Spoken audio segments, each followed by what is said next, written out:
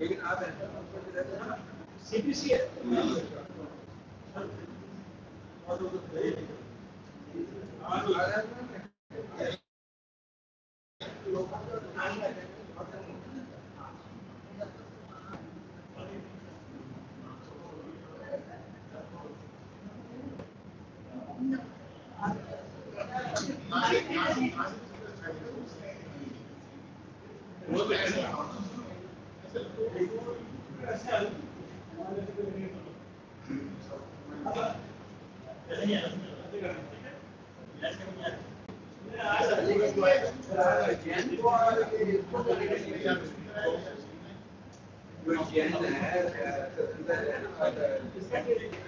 इसको भी मिलना चाहिए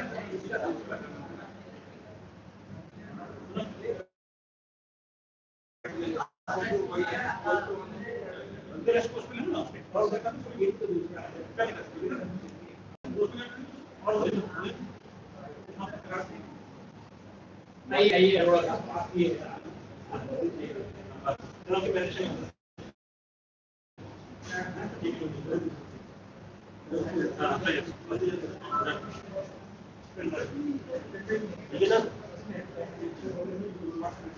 हाँ वो सही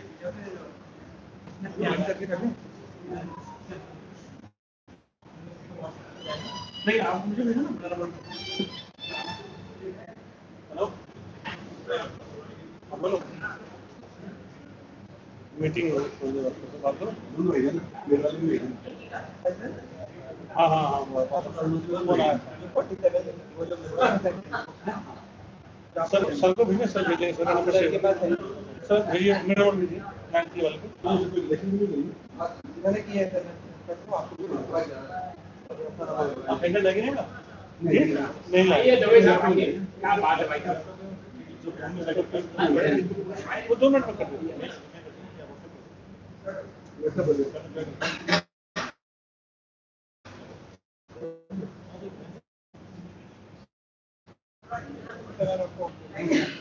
आपको करनी शुरू करनी है सर अपने लाइन वाला भेजिए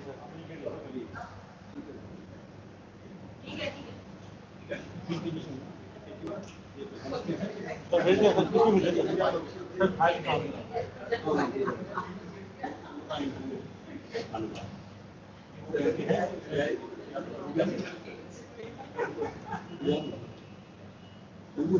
जी सर अभी हाल लिखा हूँ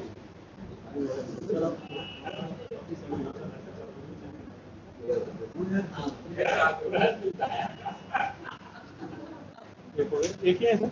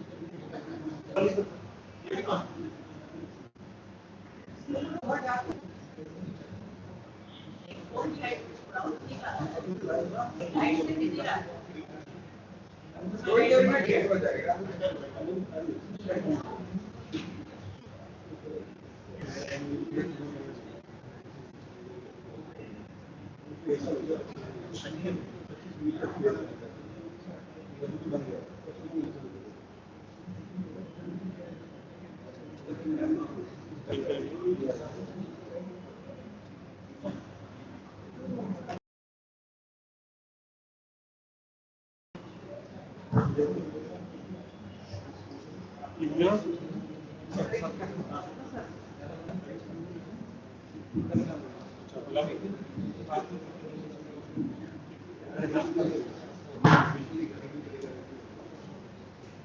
afternoon, everyone. I welcome you all for our afternoon scientific meet. So today we have a CC for presentation. I request Dr. Vijay Arora to kindly come out to the stage. Sir is going to moderate the CPC. Welcome, sir.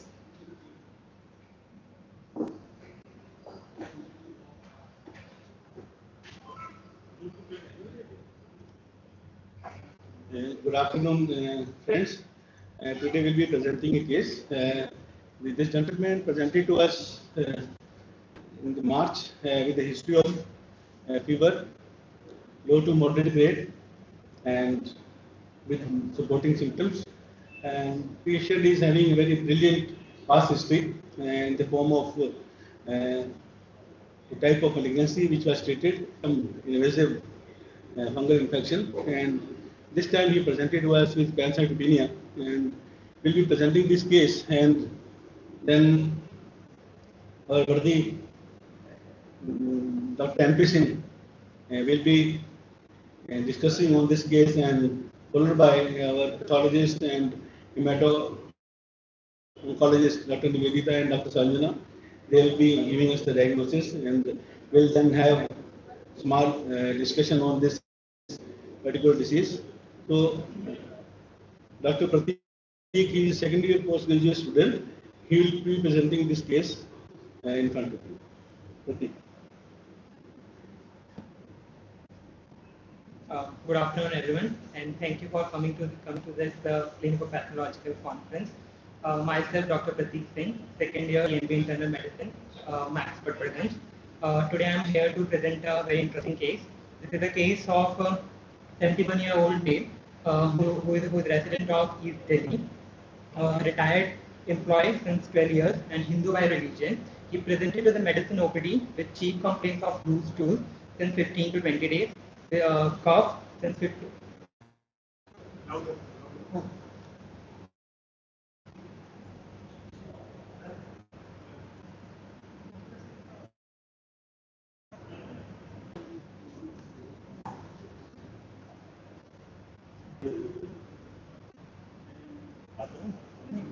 अच्छा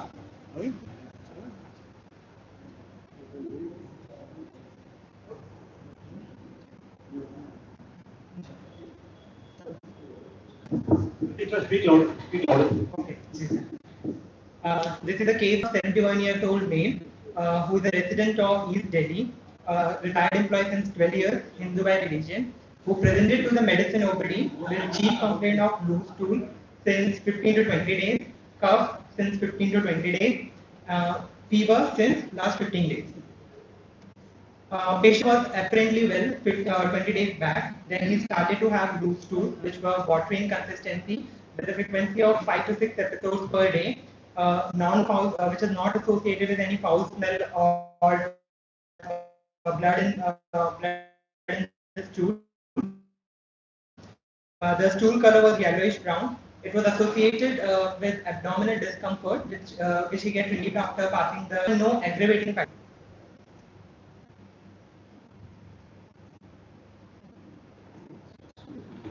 Please slide change.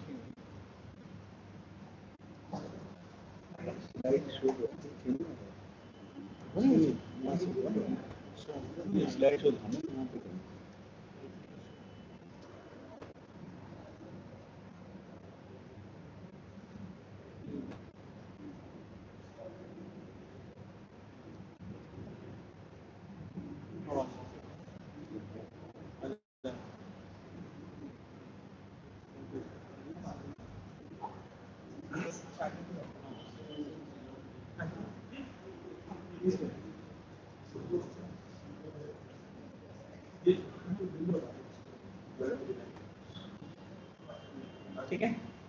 Patient was apparently 20 days back when he started to have loose stools, which were watery in consistency, with 5 to 6 episodes per day, which are not associated with any foul smell or blood in stool.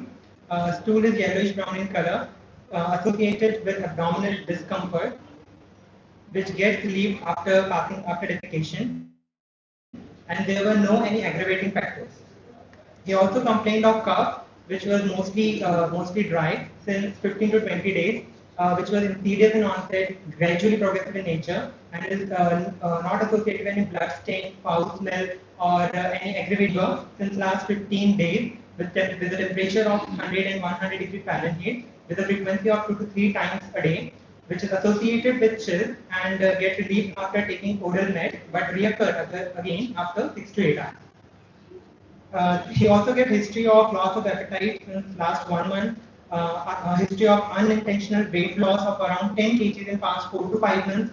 He also gave history of traveling to different countries. He went to Europe twice in last 10 years. He traveled to New Jersey, US in 2017, and he lastly traveled to Dubai in 2019. There were no history of headache, neck rigidity, or loss of consciousness. There is no history of chest pain, throat ache, ear discharge or earache, or breathlessness. There is no history of vomiting, painful or burning micturition, or increased frequency of micturition. There is no history of joint pain or rash anywhere in the body. His past history, his past history, he's a known case of hypertension in the last 20 years, for which he's on medication. He has a history of ischemic heart disease in 2010, for which he underwent percutaneous intervention and taking aspirin since then. He was diagnosed with disseminated cystoplasmosis in year 2021, and he took itraconazole for 14 months. He also a known case of diabetes since last 2 to 3 years, taking oral medication for the same, and most of the time, mostly blood sugars are under control.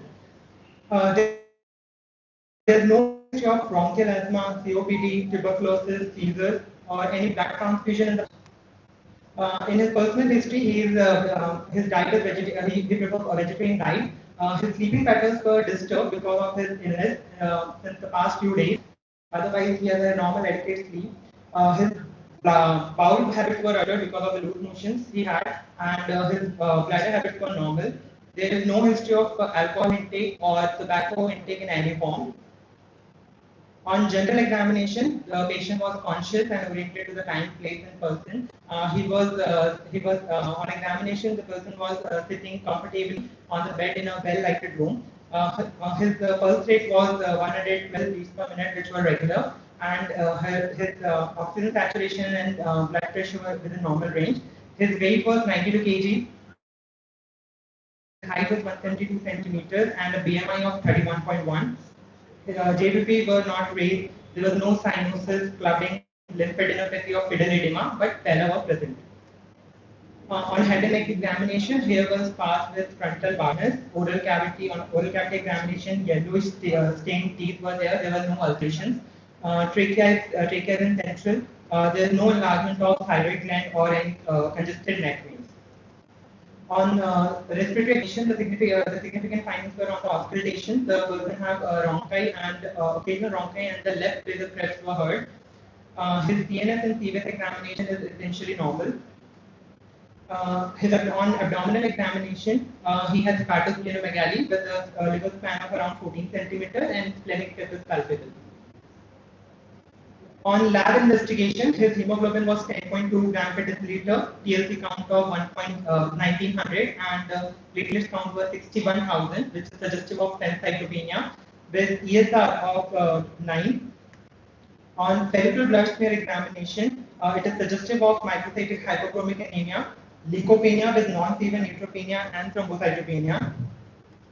His malaria, dengue, and typhoid tests were negative. COVID, RT-PCR, H1N1, H3 tests were negative. His CRP, his iron study are suggestive of anemia of chronic disease. His retic count was 2.3. His folate level and vitamin B12 were 12 and 1000 respectively, with stool occult blood negative. His viral markers were negative. His albumin were low of 2.8, and his ALT-AST was slightly raised, with blood and urine sputum culture was sterile. On ultrasound, hepatosplenomegaly was present. The liver is mildly enlarged and spleen is enlarged. His chest X-ray showed alveolar opacities in the left lower zone, which is suggestive of pneumonitis. On CT thorax, there were soft nodular lesions in both lower lobes. and a well-defined simple cyst in the left lobe and with splenomegaly. So basically, the patient was presented. So this is a case of 71-year-old male who has a good controlled diabetes with a history of disseminated histoplasmosis, who presented with complaint of fever, loose stool, and cough since 15 to 20 days, with history of weight loss, unintentional weight loss of around 10 kg, and lost appetite. Um, Loss of appetite with clinical findings of left lower lobe Krebs and hepatosplenomegaly on abdominal examination, with three findings of soft nodular tissues in the left both lower lobe and hepatosplenomegaly. So we made a provisional diagnosis of a case of acute febrile illness, query lower respiratory tract infection or acute enteritis with pancytopenia, with hepatosplenomegaly.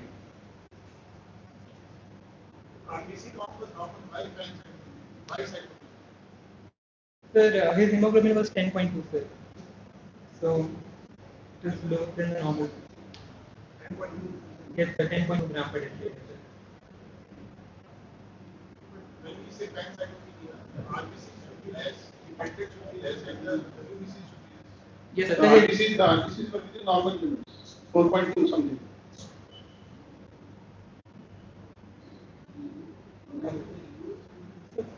You can say it is bicytopenia Bicytopenia, sir. rather than pancytopenia.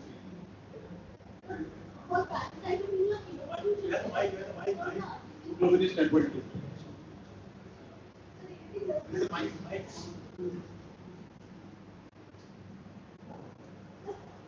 Parents, and you know, for a 60-year-old male, is he considered anemia? I'm just trying to confirm actually from whatever I remember from my But the RBC count can be high also if it's a case of thalassemia minor, so it's not used for classifying thalassemia. No, I just want to know what is the definition of pancytopenia. 2 out of 3 cell lines, even if they are depressed. Then it is what? All right.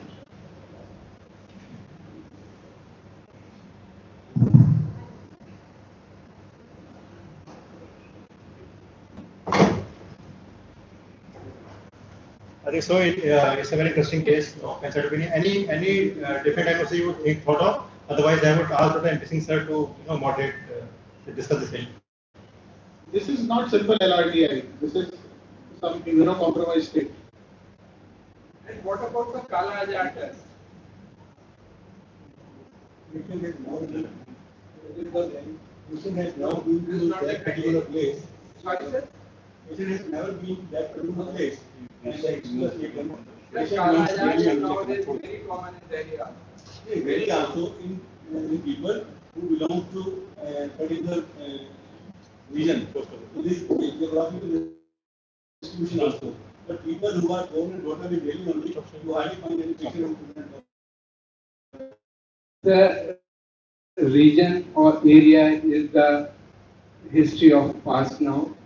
I have seen during my LBS tenure, and I have seen many Kala-Azar patients who are basically resident of Delhi.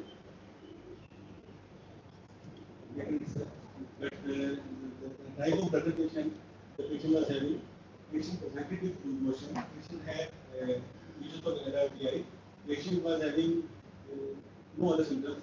In Kala-Azar, we usually don't have these associated features, and there's only fever, the tigers and chills in these type of patients. Speed is massive. Speed is massive. Definitely not. Much more than what it is. Unlikely. One test was done, and even 24 TB board was also done. Both these tests were made. So I think that there can be some differential diagnosis in this. Yes. Differential diagnosis can be. We have differential. Sir, in differential diagnosis, we make a differential diagnosis like it could be infectious or it could be malignancy also, because he is a 71-year-old who is presenting with the locomotion. So one diagnosis with the colonic cancer could be there. Colonic cancer with bone marrow infiltration. Pancytopenia. Yes, sir. Something which is affecting the whole system. So it can be a disseminated COX with bone marrow infiltration. Yes, It can be hematological malignancy. Yes, enteric fever could also be there. I will keep these two viral fevers. Even the viral fevers, they present like this only. Pancytopenia. In patients with dengue, but patient with dengue does not have fever for 10 to 15 days. So if any patient who presents to us with fever of more than 7 days, dengue is virtually ruled out. You don't even test for dengue. Other viral illnesses, patient has been traveling to Dubai, to Europe, and to the USA. So you might not have something which we do not find here. So I think it is a immunocompetent patients, our mark is negative. So it's very, so it could be infective or non-infective, right? So infective would be, as we all discussed, it could be disseminated coughs, or in fact viral fever can cause lead to this sort of consumption. But it's a long, very long history, and the osteoplasmosis was also there, right? But as Dr. Ruby, somebody has said that why histoplasmosis immunocompetent patient, that is a contention for discussion when we discuss the case.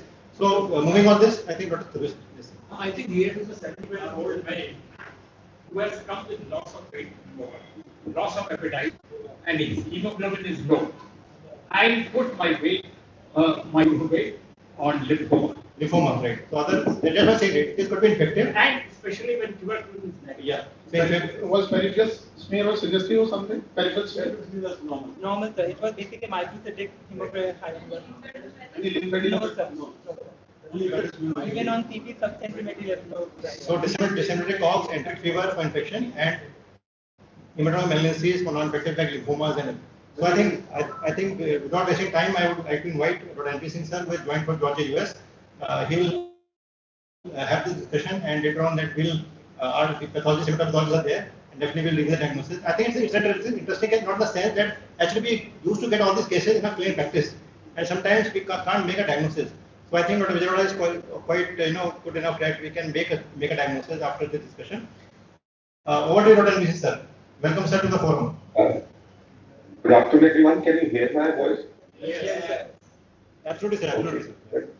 So, thank you, Pankaj, for inviting me to present this discussion on an elderly patient with pancytopenia.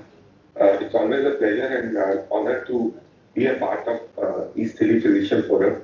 I enjoyed my stay there for almost 7 years when I used to attend regularly. When it comes to discussing a case of an elderly with the pancytopenia, I think we need to, as the discussion was evolving around many disorders, so I will just take you through the various causes, which will be very difficult for me to pinpoint on a specific cause as a diagnosis as a done in CBC. But let us see how things can evolve in this patient. So what are the salient features of this patient? This is an elderly 71-year-old male with a febrile illness and has some systemic symptoms. The patient presented with diarrhea, loose stools for almost 2 weeks, and similarly had cough with mild expectoration. But more importantly, he had a history of poor appetite. He had a history of weight loss. Now, surprisingly, he must have been 100 kilograms when he was built because he lost 10 kilograms and still his weight was 90 kilograms. So he's a fairly obese chap and not a typical patient who presents with, lean and body appetite. His past history was suggestive of hypertension, coronary artery disease. He had a PTCA done. He had diabetes, which was not given to me, but anyway, it was under control. And he had a significant history of disseminated histoplasmosis. Now, which was treated with itraconazole for almost 1.5 years. And this was in the era of 2021 when we had COVID, widespread COVID. I don't know whether there's any relationship of COVID with disseminated histoplasmosis. But as has been discussed, you were discussing that in an elderly with a disseminated histoplasmosis, one has to look at the underlying immunocompromised state. Rarely we do have cases which present with this disseminated histoplasmosis in an immunocompetent patient, especially in an elderly.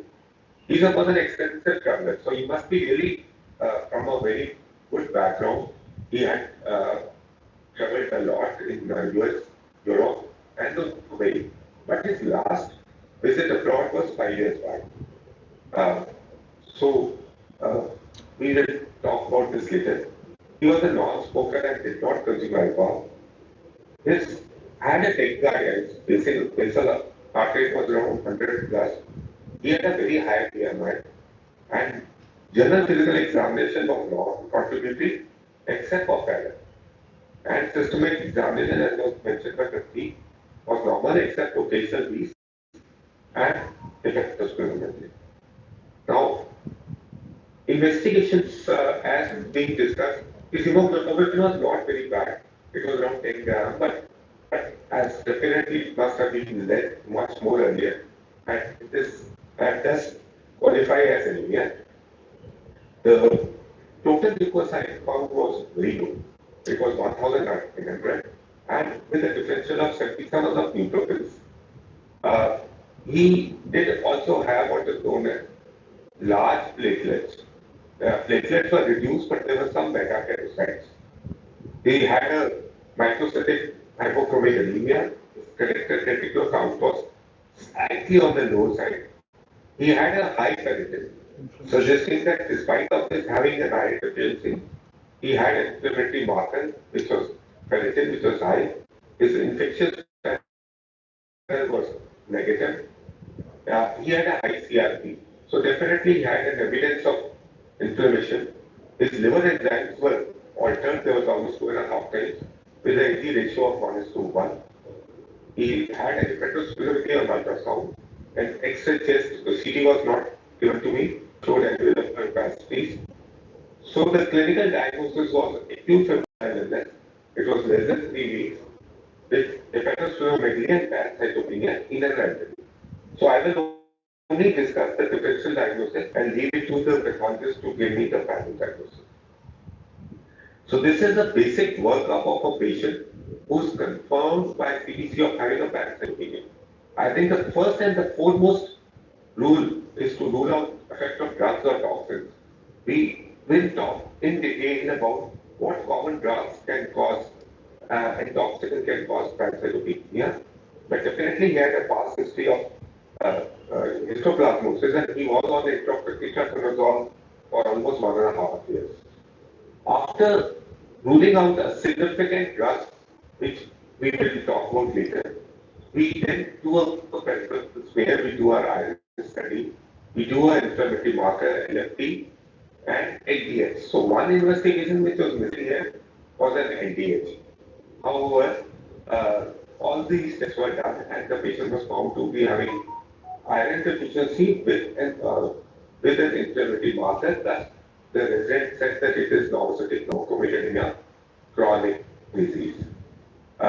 Additional workup required are, of course, nutrient levels, which were not done. Food tests again was done, but vitamin B12 levels were normal.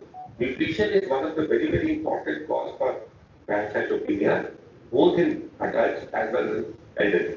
His reticular count was collected was around 2%. We need to investigate for these levels. Viral markers, HIV, hepatitis B, ANA, and other investigations need to be done. So finally, you have 5 important groups of causes which can cause pancytopenia. You can have consumption disorders like autoimmune mediated pancytopenia. We have published a case of SLE who presented with pancytopenia and was found to have aplastic anemia on bone marrow. Similarly, these patients can have peripheral destructions, especially peroxisomia, hematological malignancy, autoimmune conditions, HLH syndrome, which is now being talked about a lot, and drugs. Then there can be production disorders, which can be both nutritional and non-nutritional. So, bariatric surgery is now emerging as one of the common causes. We went for bariatric surgery, malabsorption, inadequate intake, alcoholism. Then, of course, non-nutritional, we have certain malignancies which are primarily hematological, and we have myelodysplastic and acquired dysplastic. So this was again a slide given by the pancytopenia framework. where we can have problems with bone marrow and periphery. So in the bone marrow, there can be decreased production or infiltration. Decreased production can be due to or due to nutritional deficiency. More important are B12, folate, copper, and malnutrition. It can be also due to toxins, alcohol, medicines, heavy metals. It can be due to decreased production, could be due to problems with the cellular tissue. So where comes myelodysplastic syndrome, aplastic anemia, and bone marrow necrosis? Again, one case of bone marrow necrosis was discussed in one of the series. Then we can have hormones and other important causes like infection. They can be infiltration by the fungal and tuberculosis, and pancytopenia and tuberculosis is fairly common presentation, especially in elderly or immunocompromised. Disseminated tuberculosis. Similarly, disseminated fungal infection can present with pancytopenia. Malignancies, we again talk about how they can present as pancytopenia, especially myelofibrosis, myeloproliferative disorders, leukemia, lymphoma. And then we have peripheral causes, which can be due to DIC, thrombotic enteropathy, again a very common diagnosis nowadays, and splenic sequestration, could be due to portal hypertension, sepsis, infections, and other causes. I will straight away rule out some causes here, especially hormonal causes or autoimmune causes, because classically SLE presents in a young female. However, it can occur, but to have a ANA negative SLE in a young male in a hypothesis are important. Again, the same slide trying to tell you the basic investigation, the initial investigation, and finally the bone marrow, which is required. So this was a study published in 2011 from eastern part of our country, which looked at etiology of pancytopenia from a tertiary care hospital. So aplastic anemia is there, we emerged as one of the commonest causes, present in 1/3 of the cases. Megaloblastic anemia, the vitamin B12 was again very common, and especially in India. Leishmaniasis, we did talk about Kala Azar during the discussion. Leishmaniasis was caused, and especially in eastern part of India, this has to be included. Hypersplenism, again, is also the fact that this patient has already been diagnosed and treated, and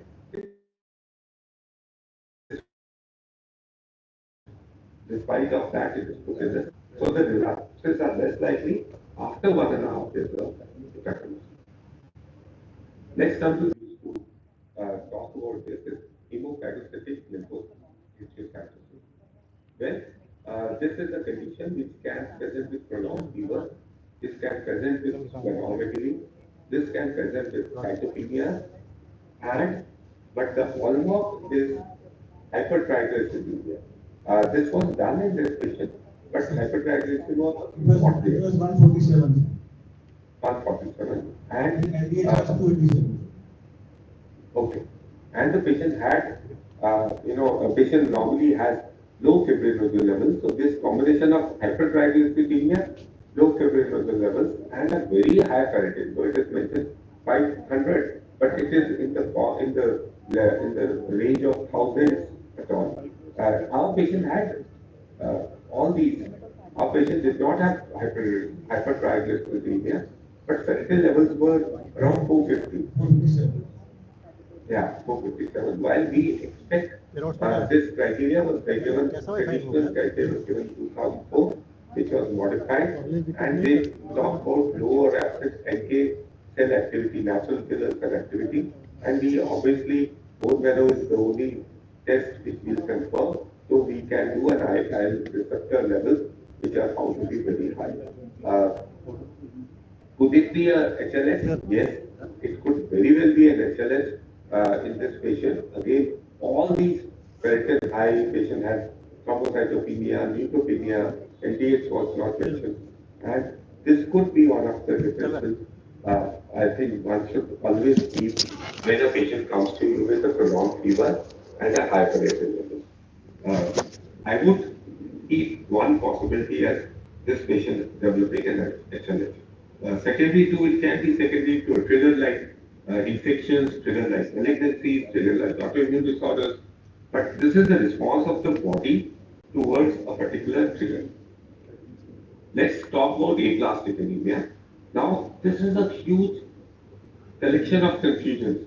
There are cytopenias, there is a aplastic anemia, also paroxysmal nocturnal hemoglobinuria.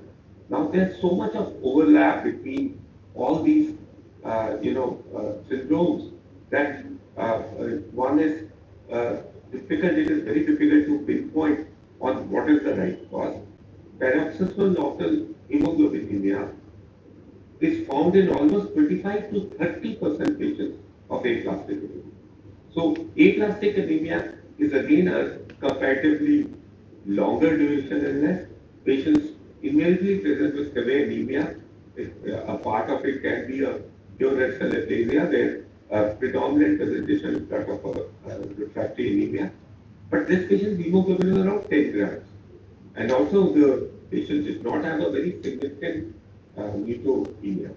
But definitely drugs and chemicals, acquired causes like viral infections, myelodysplastic syndromes, PNS, and large granular lymphocytic leukemia can present with aplastic anemia. Now, retic count is the first investigation which one tries to do. The patient, this patient had a retic count of 2.1%, which was not very low. So, pure aplastic anemia is less likely in this case. And one of the clinical features which differentiates aplastic anemia from other disorders is presence of splenomegaly.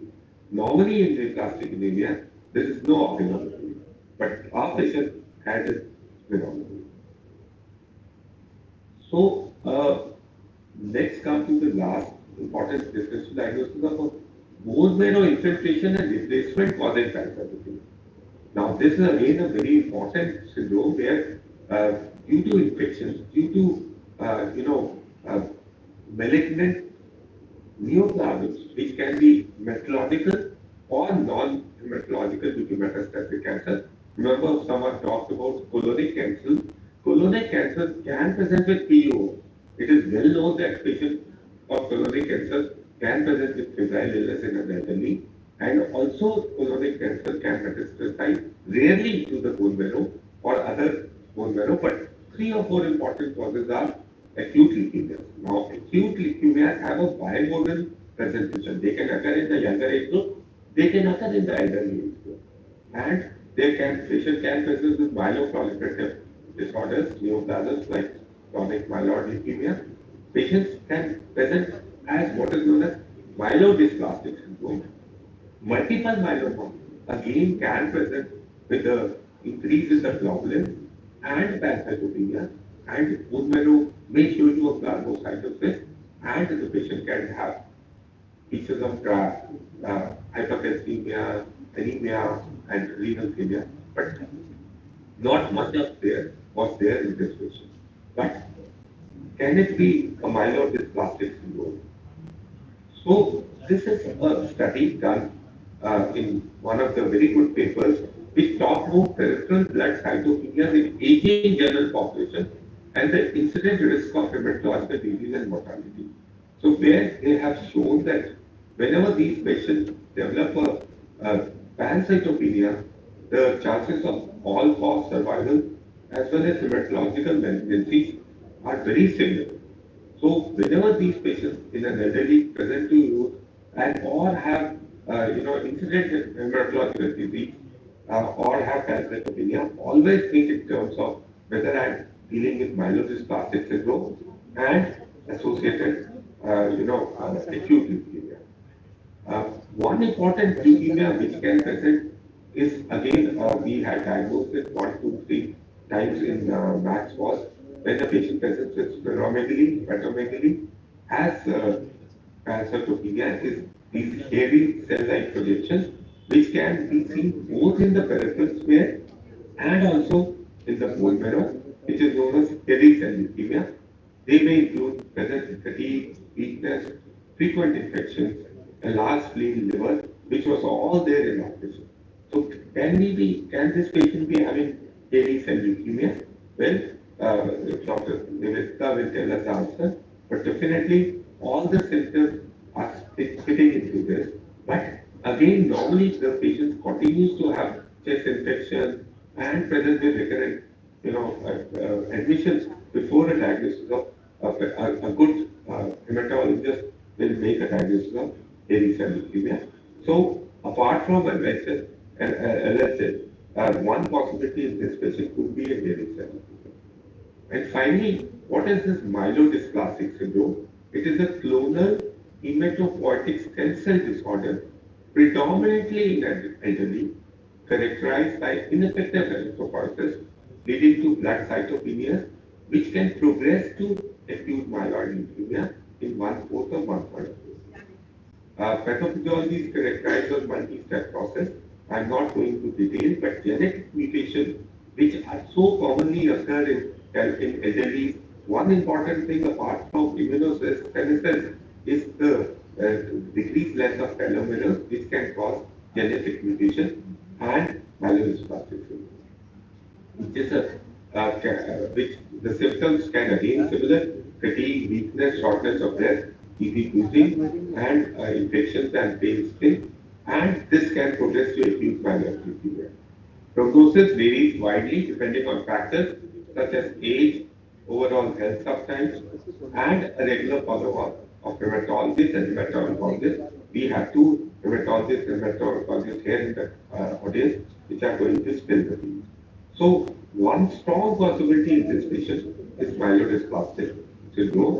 Then, as I said, there is the overlap of bone marrow failure syndrome and progression to leukemia.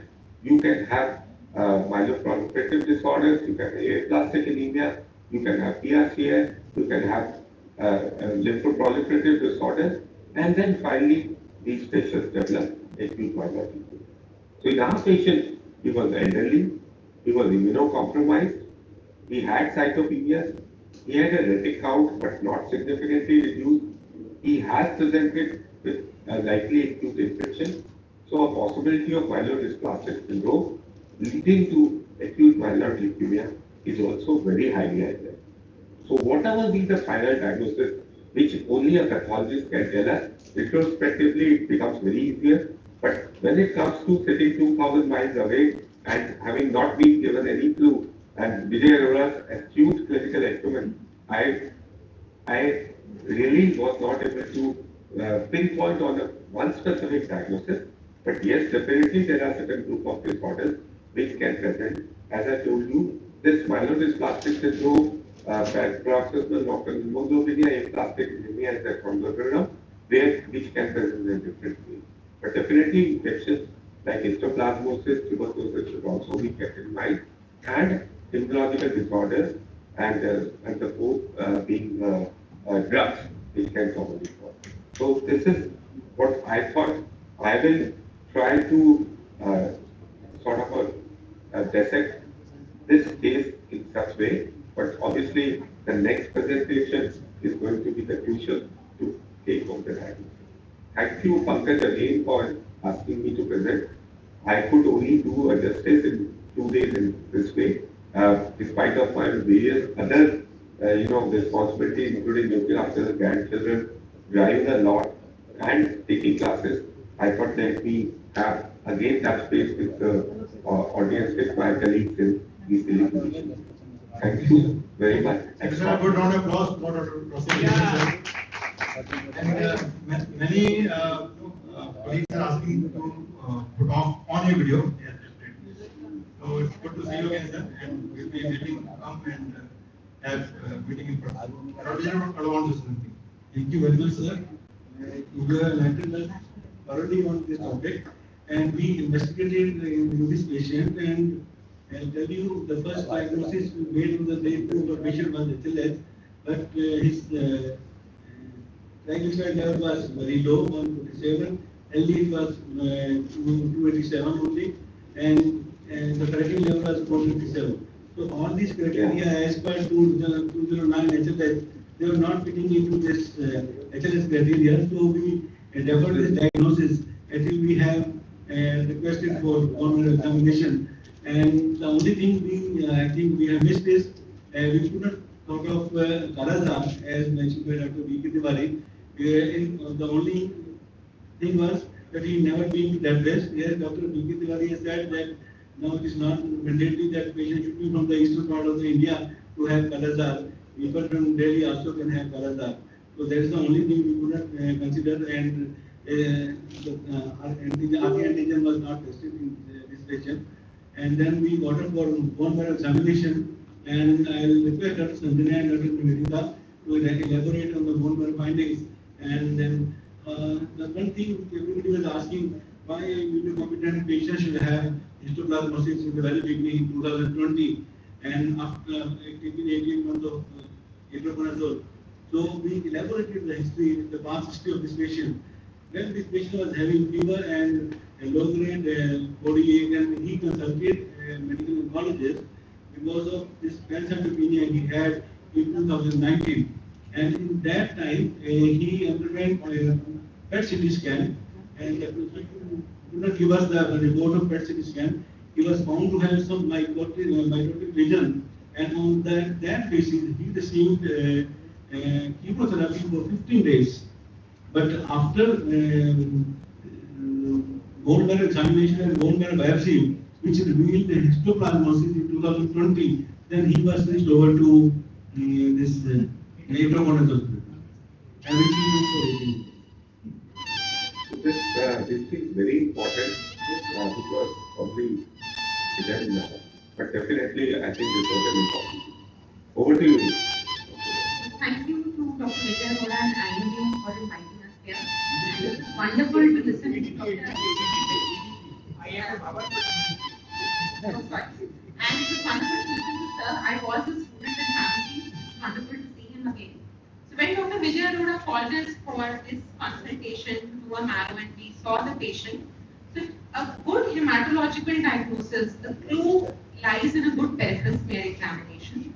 So we examined the peripheral smear. So any hematological malignancy like acute leukemia, myelodysplasia, a lot of times multiple myeloma because there's Roulet formation. So all of these things can be picked up by a good peripheral smear examination, which were not there in this patient. Coming to other hematological diagnoses like aplastic anemia, usually splenomegaly is something that we don't see in aplastic anemia. So that is ruled out. And another very important thing to consider when we make a hematological diagnosis is to look at the WBC differential. It's not only the hemoglobin and the platelets, but a WBC differential often indicates whether it's a primary hematological illness or not. In this particular patient, the neutrophil lymphocyte monocyte ratios were well preserved, which was slightly against a primary hematological illness like MDS, which is common in elderly, or any form of leukemia. The monocytes were not increased. Some types of leukemia that can be seen in elderly include chronic myelomonocytic leukemia, but you have an absolute monocytosis. So all of those features were not in this patient. Like Sir has already pointed out, the HLH criteria was not being fulfilled. And one thing that did come to our mind was that the cytopenias are probably a result of hypersplenism, which is one of the common situations in which you have pancytopenia with a preserved WBC differential. But we knew that the answer to this puzzle, especially given the fact that he had a diagnosis of histoplasmosis in the past, was to perform a bone marrow aspiration biopsy. So we did that. And now I invite Dr. Sanjana Tiwari to discuss the bone marrow findings. She is working as consultant in hematopathology at Max Patparganj, and she will describe the bone marrow findings.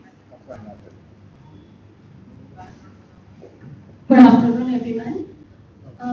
As wonderfully discussed by everyone here, Dr. N.P. Singh sir and Dr. Nivedita Tikla, all these differentials do come in our mind before we start examining a slide. Sometimes the findings, we search for the findings, and sometimes the findings stare at us. This was one of the such case. When one looked at the bone marrow aspirate smears and the diagnosis was very clear, every other field of this slide has these clusters of small, round to eccentrically placed cells with a clear halo around it. This was suggestive that the patient still had or had a relapsed histoplasmosis. Similar findings was also seen in the bone marrow biopsy, where we can see grape-like clusters of histoplasmosis, which was beautifully highlighted by the past table. So on the basis of this finding, a diagnosis of bone marrow involvement by histoplasma was given. And just a small mention, the name histoplasma capsulatum is given because these organisms are found intracellularly within the histiocyte and has a capsule around it, hence the name. So the take-home messages I think from this whole discussion is that there needs to be a high index of suspicion and importance of prompt diagnosis so as to not delay any treatment because treatment sometimes can be fatal. It is not an uncommon etiology even in cases of immunocompetent individuals and the differential should definitely be kept in our mind. And though the culture is gold standard for diagnosis of histoplasmosis, however, the culture takes 2 to 3 weeks before a diagnosis is made. And in some cases, most of the cases, the lab throws away the sample within 2 or 3 days. And since histoplasma is a very slow growing fungi, sometimes a simple bone marrow examination gives us a very good and a very prompt diagnosis. So it plays a crucial role in early detection. Thank you.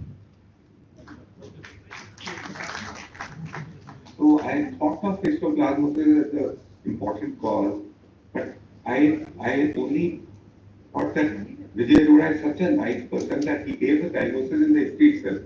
But normally it is not done. So I did discuss histoplasmosis, but I thought probably there would be something else. That is why they put it as a CPC.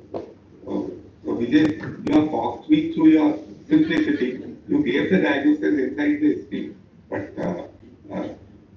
that's a great thing. Sir, thank you very much, sir. But the learning from this is the relapsing of histoplasmosis, which we commonly do not see after the patient has taken 18 months of itraconazole.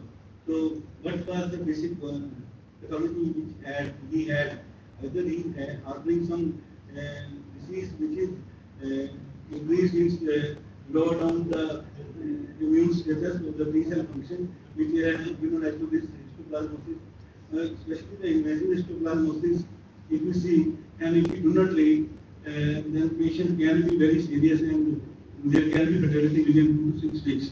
We started this patient on amphotericin B, liposomal amphotericin B, 3 mg per kg body weight, and for 14 days. And after 14 days, we have shifted the patient on to itraconazole 100 mg twice daily.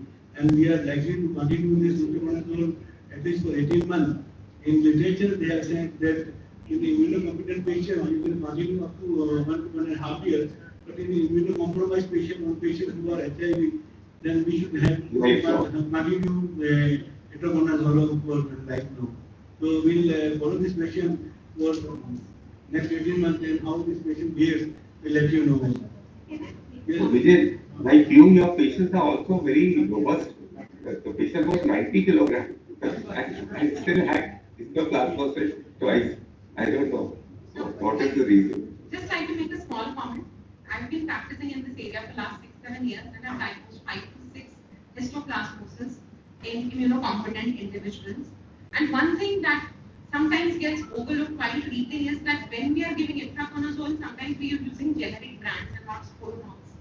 So for one patient who was not responding, we did the therapeutic drug level monitoring. We sent the samples to PGI Chandigarh where drug levels are done and the itraconazole levels were subtherapeutic. So we had to increase the dose from 200 mg to 300 mg daily and then eventually he had a response. So one of the things that can be kept in mind is that subtherapeutic itraconazole levels can lead to persistence of infection. You said that itraconazole can be even 3 times a day. You can increase the dose to 600 milligrams. It's not controlled. Dr. Vijay, I have a question. Whether it was a relapse or whether it was a reinfection of the... It is difficult to say like present diagnosis. So we do not have genotyping of previous or this type of present status.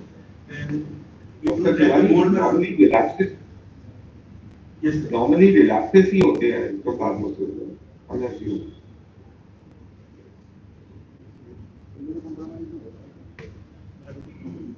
Shambhu.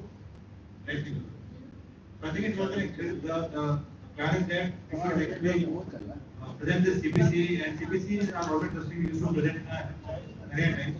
But I think this is the first instance that we have presented CBC, and it is on YouTube also. I think the people who could not come can see this live on YouTube.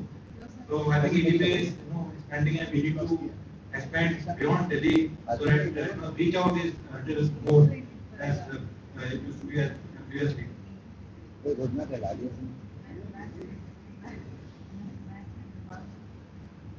Okay, can I take leave? Yes, I have to. Thank you very much, sir. And Thank definitely. you again. Thank you again for this wonderful effort.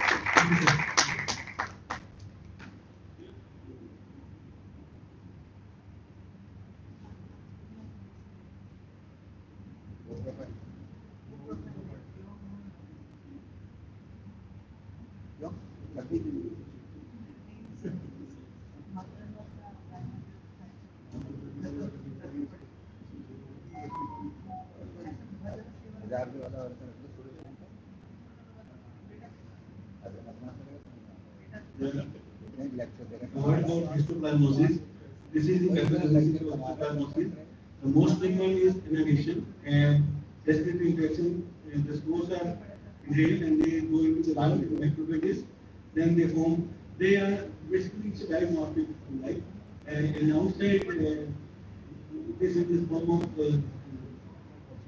separate IP, and if the temperature when it is more than 750 centigrade, then it is in the form of yeast. Then it is converted to the yeast when it enters the body. Then it is macrophages ingest the yeast. Then they go to lymph node, liver, spleen, adrenal gland, or intestine or the bone marrow. So T cell immunity plays an important role in recovering of the histoplasmosis. Once the cellular immunity to the histoplasmosis develops, the macrophages become activated to kill this organism. The two important cytokines, IL-2 and TNF alpha, they are TNF gamma. They trigger the macrophages to kill this fungus and halt the progression of this disease. So whenever we fail to activate macrophages, then the disease progresses further. So the reinfection and reactivation, as asked by Dr. V.K. Tiwari, the reinfection can occur in patients who previously had documented histoplasmosis, and in persons with impaired immunity or in those who have massive re-exposure to histoplasma, host defense against this organism can be overwhelmed and the disease can reoccur. In the cases of progressive particularly of the disseminated histoplasmosis occurring shortly after the initiation of immunosuppressive therapy, the TNF alpha inhibitors could represent worsening of the small infection and exacerbated by recently intensified immunosuppression. This is newly acquired infection, the reactivation. So this is the reactivation or reinfection. Most of the time it is here. So there are three types of tissue response have been there in disseminated histoplasmosis. One is diffuse histiocytosis, focal histiocytosis, and tuberculous gliomas. Other risk factors: most patients with disseminated histoplasmosis have underlying conditions like immunosuppressive disorders, HIV, or they are taking medicines such as anti-rejection transplant or medication of the tumor necrosis factor alpha, and because they impair their ability to defend against the intracellular pathogens. Other risk factors that this was disseminated histoplasmosis primary or acquired cellular immunodeficiency. The patient recipient of the immunosuppressive medication such as glucocorticoids. So any patient who are on glucocorticoids, they are patients who can develop this histoplasmosis. Even one of the case has been reported that pregnancy also reduces the cell-mediated immunity. So pregnancy has been there in patients with histoplasmosis. The second group of patients, most of whom are middle-aged, older men may develop chronic disseminated histoplasmosis and have no known underlying immunosuppression. These are the clinical presentations. The fever, chills, non-protective cough, pneumonitis, chest pain, which is there in our patients. And other presentation can be catastrophic pancytopenia and lymphadenopathy and skin disease. There can be involvement of adrenal gland, CNS involvement, The uncommon manifestation of it include rheumatic microangiopathy, hemophagocytic lymphohistiocytosis, HLH, hypercalcemia due to calcitriol production by activated macrophages. Hypercalcemia may lead to the incorrect diagnosis of the sarcoidosis. Choroiditis, neuritis, pericarditis, peritonitis, pericarditis, cholecystitis, pancreatitis, meningitis, osteomyelitis. When to suspect this diagnosis? Physical examination, radiography, and laboratory abnormalities that can be seen in patients with disseminated histoplasmism include peripheral lymphadenopathy, splenomegaly, skin lesion, AMS, neurological abnormalities, the presence of anemia, leukemia, thrombocytopenia, elevated transaminases, markedly elevated lactate dehydrogenase level. If the scan or the reticular infiltrate on the chest radiograph, CSF finding similar to multiple enhancing brain lesions, abdominal skin premature and large lymph nodes, renal gland, lesion in the stomach. The diagnostic test, rapid diagnosis is according to antigen detection in the urine, cytotoxic or histopathological examination of the tissue sampling by either by bowel or the body fluid, and base scan of the blood smear, serological test of antibody to histoplasma capsulatum, monomer aspiration. In patients with diffuse pulmonary infiltrate, histoplasma can be cultured from the bowel, depending on the site involved, biopsy of the oral mucosa, skin mucosa, GI tract. Treatment I have told, amphotericin followed by itraconazole. In chronic form, recurrent illness treated by asymptomatic period ranging from several years to 2 decades rarely may be seen, but the disease ultimately may prove better if not treated. Thank you.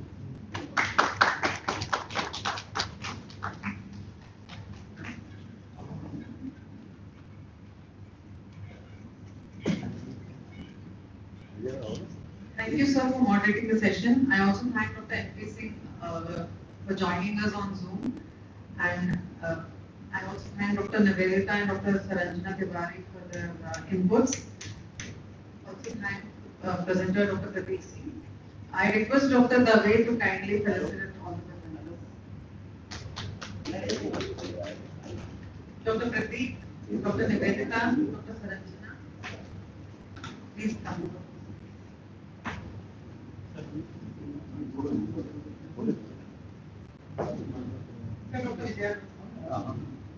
आगे चलो